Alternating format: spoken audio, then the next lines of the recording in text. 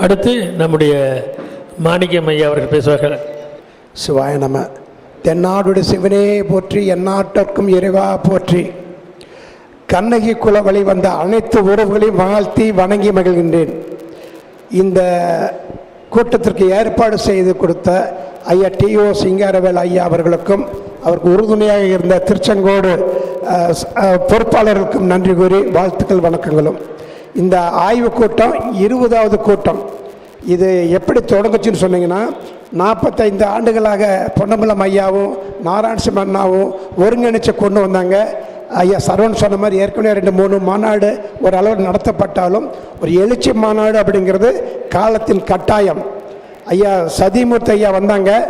அவருடைய காலத்தில் அவருடைய மகன் திருமணத்துக்கு அழைத்த விதமும் எங்களையெல்லாம் அழைத்த கௌரவித்த விதமும் அவருக்கு ஏதாவது கௌரவிக்கணுங்கிற எண்ணம் தான் அந்த கல்யாணத்தில் தோன்றியது. முகூர்த்தம் முடிஞ்சோடனையும் 25 பேர் தமிழ்நாட்டிலிருந்து வந்த அனைத்து செட்டியாரும் கூட்டி ஒரு தீர்மானம், ஒரு மாநாடு நடத்தப்பட வேண்டும் என்று. ஆனால் அன்றைய எண்ணம் அனைத்து செட்டியார் என்று தான் நாங்கள் பேசணும். ஆனால் திருப்பி ஐயா வீட்டில் போடும்போது தான் செட்டியார் அனைத்து அப்புறம் பார்த்துக்கலாம், முதல்ல வெள்ளாஞ்செட்டியால் இணைக்கும்னு சொன்னாங்க. அன்று தொடங்கியது முதல் புதுக்கோட்டை. தொடங்கி இன்று 20வது கூட்டம் இங்கு வரைக்கும் வந்திருக்கிறது. எல்லா இடத்துலையும் எழுச்சி கிடச்சிருக்குது. இன்றைய காலையில் ஐயா சொன்னாங்க, இதை பார்க்கும்போது எழுச்சி எதிர்பார்த்ததுக்கு மேலே வந்திருக்குன்னு சொன்னாங்க. ரொம்ப மகிழ்ச்சியாக இருந்தது. ஏன்னா பிரம்மரிஷி வாசாயில் வசிஷ்டர் வாயாயில் பிரம்மரிஷி பட்டம். ஏன்னா இவர்கிட்ட இந்த எதிர்பார்த்துக்கு மேலே வந்திருக்குன்னு சொன்ன போது இது முழு வெற்றி, மாநாடு வெற்றி. தகுந்த நேரத்தில் தகுந்த ஒரு அடையாளம் காமிச்ச இறைவனுக்கு நன்றி. அடுத்து ஐயா சிங்காரவேல் ஐயா, இவர் கல்வி பணி அறிவுபூர்வமாக செஞ்சார். அவர் எல்லாத்துக்கும் தெரியும், சாதனையாளருங்கிறதுல. ஆன்மீக பணியை பக்திபூர்வமாக செய்தார். சான்று சாய்பாபா கோயில். சமூக பணியை உணர்ச்சி பூர்வமாக செஞ்சுட்டு வர்றாரு. இவரை ஈடுபடுத்தி கொண்டு மத்திய சங்கத்தை கொண்டு வந்து ஆசைப்பட்டோம். அது மயிரழியில் தவறிவிட்டது. ஆனாலும் அவர் உள்ளத்தில் ஒரு கனவு இருக்குது. என்னென்னா, வெள்ளாஞ்செட்டியார் சமூகத்துக்கென்று ஒரு மாடல் வில்லேஜ், ஒரு 500 ஏக்கர் 1000 ஏக்கரை வாங்கி NRIலேருந்து வர்ற நம்மளுடைய மாணவர்கள் அங்கே தங்கணும். வெளிநாட்டு மாணவர்கள் தங்குறதுக்கு. இப்போ உள்நாட்டில் செட்டியார் தங்குறதுக்கு நம்ம முத்தலகர் கட்டில் சென்ற வெள்ளாஞ்செட்டி மாளிகை போதும். ஆனால் NRI இன்னைக்கு மாநாடுக்கு நிதி கொடுக்கறதுக்கு மூர்த்தி போன்ற சிங்கப்பூர், சிலோன், ஆஸ்திரேலியா, அமெரிக்கா எல்லாரும் தயாராக இருக்காங்க. பணம் வாங்கிட்டோம், அவங்களுக்கு என்ன திருப்பி செய்ய போகிறோம்? அவங்களுக்கு என்ன செய்யறதுன்னா, ஒரு மாடல் வில்லேஜ் மாதிரி செய்து அவர்களை வந்தால் கவனிக்கணும். ஒரு 10 நாள் 15 நாள் லீவில் வந்தாங்கன்னா அவங்கள தகுந்தபடியாக உபசரிக்கணும் அப்படிங்கிற மாதிரி ஒரு கனவு தொட்டு ஐயாட்ட இருந்தது. ஐயா சொன்னோம், செய்வோன்னு சொன்னார்.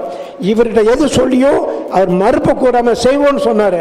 பத்திரிக்கை வைக்கும்போது சொன்னேன், IAS அகாடமி ஆரம்பிக்கிறேன்னு சொன்னார். இப்போ அறக்கட்டளை ஆரம்பிச்சிட்டோம். அங்கே கல்வி பணி செய்வோன்னு இருக்காரு.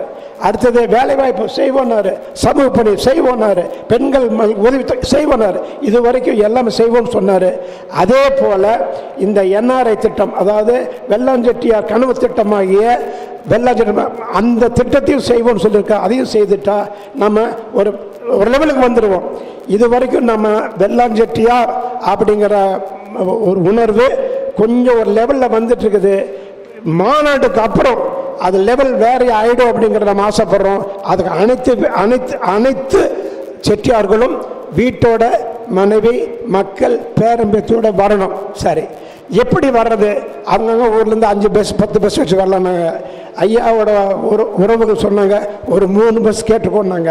அவர் 5 பஸ்ஸுக்கு ஒரு போனாங்க. இப்போ நான் சொல்கிறேன், 10 பஸ் தர்றாரு. ஆனால் நீங்கள் ஆளில் சேர்த்துங்க. திருச்செங்கோடு வட்டாரில் அகரம் செட்டியார்கள் 10 பேருக்கு பஸ்ஸுக்கு தயார் பண்ணுங்க, 10 பஸ் தர்றாரு. ஆமாம், அது மாதிரி நீங்கள் ஆளில் சேர்த்தீங்கன்னா 10 பஸ் வரைக்கும் கொடுக்க தயாராக இருக்குது. அப்படி இல்லாதா இருக்குது, நீங்கள் ஆளில் மட்டும் சேர்த்துங்க. ஆக இந்த 1 லட்சம் அப்படிங்கிறது ஈஸியாக முடியும். நமக்கு இலக்கு 1 லட்சம் பேர், செலவு 3 கோடி. அப்படியானா வரவு 5 கோடி வேணும். நம்ம செட்டியார்கள் எவ்வளவு வரவு வந்ததோ அதை சிக்கனமாக செலவு பண்ணி மிச்சம் பிடிச்சி வைக்கணும். மிச்சம் பிடிச்சி வச்சா தான் இந்த நல அறக்கட்டளைக்கு நாளைக்கு சொத்து வரும். நம்ம நினச்சதெல்லாம் சாதிக்க முடியும். வேலைவாய்ப்பு SBI ரவி இருக்கிறார், எவ்வளோ கண்டுட்டு இருக்கீங்களே, உங்கள் கனவு திட்டமெல்லாம் பட்டில் வரும்.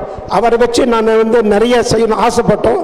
கம்யூனிகேஷன் கேப், இட வசதி நேரம் பத்தாம முடியாமல் போச்சு.